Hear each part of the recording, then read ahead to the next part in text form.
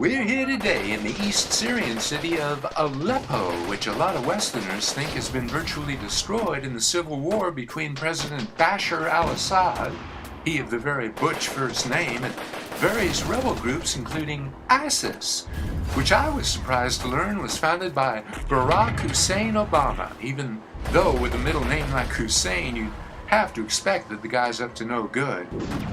Too bad he wasn't the one named Bashar. Who's going to accuse a president named Bashar of being a weak leader? Anyway, while we're waiting for the fellow from the Aleppo Tourism Commission, make sure to try Arab spring rolls. They're kind of like the spring rolls you're used to enjoying in Chinese, Vietnamese, and Thai yellow ribbon restaurants, but with ground chickpeas where you might have expected pork. Arabs would sooner sit next to Kanye West on a long bus trip than eat pork. In the international aisle of your supermarket from the good folks at Kareem Abdul Jabbar Specialty Foods. Wait, I think I see our guy now, Burhan Kabani, sort of like Cabana, but spelled completely differently. And do you remember that great Barry Manilow song of a few decades back? He's limping toward us, head to toe in bloody bandages of the sort that have become so fashionable here in what the locals call A-Town. And now he's wincing as we shake hands a little awkwardly since he has only one arm, his left. Poor devil seems to have only 2 fingers and maybe 40% of his face. Burhan? May I call you Burhan? Would you mind my asking what the heck happened? A bomb exploded in our living room. How awful. Was your family hurt?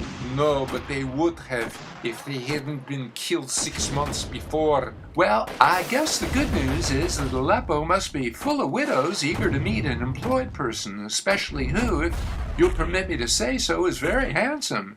At least the 40% of his face that remains. But tell our listeners why they should consider what's left of your city as a holiday destination for 2017. For the budget-minded traveler, there is no beating Aleppo.